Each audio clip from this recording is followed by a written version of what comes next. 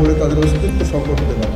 তারা জিনিসটাকে জাতীয় পার্টির চেয়ারম্যান গোলাম মোহাম্মদ কাদের 1996 সাল থেকে সংসদ সদস্য নির্বাচিত হয়েছেন তিনি। সর্বশেষ 2009 থেকে 2014 সাল পর্যন্ত বেসামরিক বিমান পরিবহন ও পর্যটন মন্ত্রণালয় এবং বাণিজ্য মন্ত্রণালয়ের মন্ত্রী ছিলেন জিএম কাদের। আমাদের তরফ থেকে আসতে হবে। দায়িত্বে থাকাকালীন নানা অনিয়ম ও দুর্নীতির অভিযোগ ওঠে তার বিরুদ্ধে। দুদকে জমা হওয়া অভিযোগ বলছে 2018 সালে সংসদ নির্বাচনের পর নারী আসনে এমপি মনোনয়নে 18 কোটি টাকা নিয়েছেন জিএম কাদের। জাতীয় পার্টির কেন্দ্রীয় কমিটি 301 সদস্যের হওয়ার কথা থাকলেও বর্তমানে সদস্য আছেন 600 জনেরও বেশি। পদ বাণিজ্যের পাশাপাশি বিভিন্ন কমিটি গঠনে বিপুল পরিমাণ অর্থ লেনদেনের অভিযোগ রয়েছে তার বিরুদ্ধে। 2024 সালে জাতীয় সংসদ নির্বাচনে দাখিল করা হলফনামায় দেওয়া তথ্যেও রয়েছে গরমিল। এমন সব অভিযোগ আমলে নিয়ে তার বিরুদ্ধে অনুসন্ধানে নেমেছে দুর্নীতি দমন কমিশন।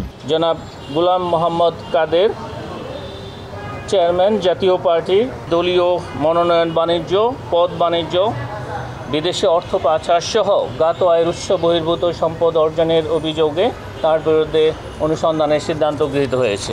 এদিকে আওয়ামী লীগের উপদেষ্টা পরিষদের সদস্য ও 14 দলের মুখপাত্র আমির হোসেন আমু তার মেয়ে সুমাইয়া হোসেন ও শালিকা সৈয়দ হক ম্যারির বিরুদ্ধে জ্ঞাত আয় বহির্ভূত সম্পদ অর্জন ও অস্বাভাবিক লেনদেনের অভিযোগে মামলা করেছে দুদক। জ্ঞাত আয়ের উৎসের সাথে অসঙ্গতিপূর্ণ 26,81,81,000 টাকারও বেশি মূল্যের সম্পদ অর্জন ও বুক দখলে রাখা, সন্দেহজনক লেনদেন করে উক্ত টাকা জ্ঞাত সারে হস্তান্তর, স্থানান্তর এবং রূপান্তর করার অপরাধ অনুসন্ধানকালে প্রমাণিত হয়েছে।